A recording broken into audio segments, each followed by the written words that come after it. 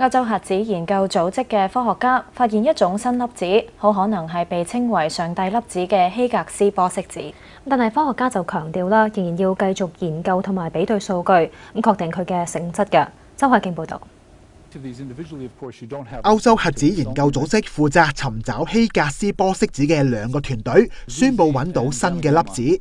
And we've concluded by saying that we have observed a new boson with a mass of 125.3 plus or minus 0.6 GeV at 4.9 standard deviation.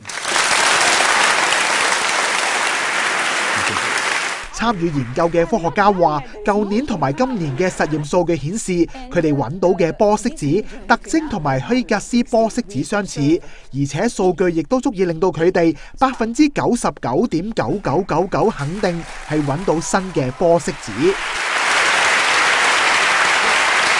歐洲核子研究組織總監霍伊爾解釋話，如果要用顯淺嘅語言概括，佢哋的確係揾到一種希格斯玻色子。但係從科學家嘅角度出發，佢哋只係揾到新嘅玻色子，仍然需要時間研究，確定係唔係真係希格斯玻色子。無論如何，今次成果已經令到當年提出有關理論嘅希格斯相當高興。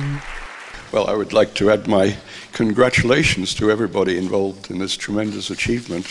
For me, it's really an incredible thing that it's happened in my lifetime. It's taken.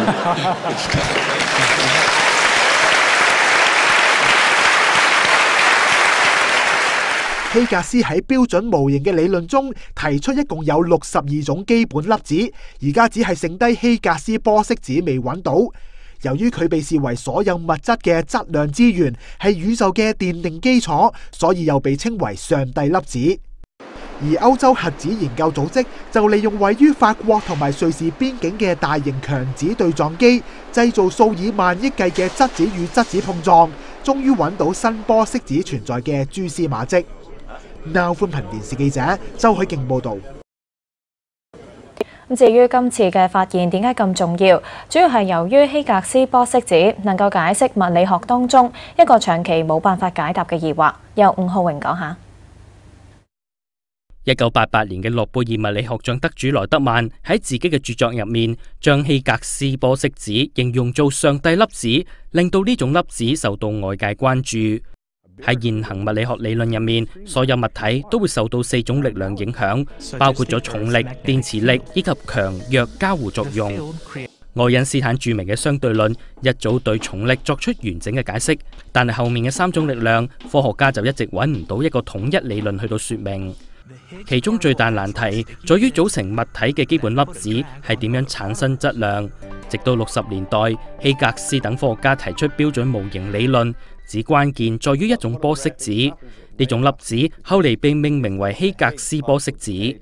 簡單嚟講，希格斯玻色子就好似一個明星走到街上，好容易吸引到狗仔隊同擁躉追隨，粒子於是獲得質量。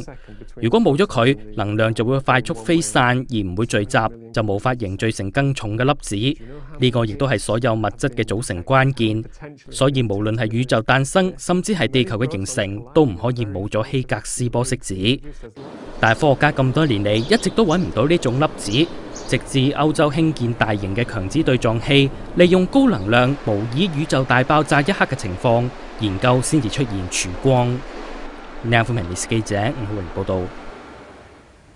今次嘅成果相信係科學界近年最重要嘅發現，而且準確率近乎100%，唔會再發生好似舊年一度聲稱發現超光速嘅中微子，但係事後發現數據出錯擺烏龍嘅情況。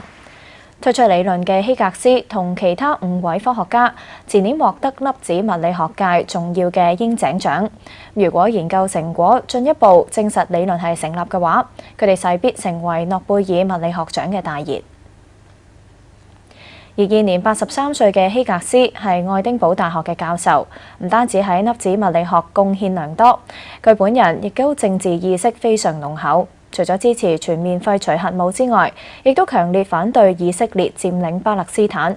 所以2004年，以色列向希格斯頒發沃爾夫物理學獎嘅時候，佢拒絕前往當地領獎。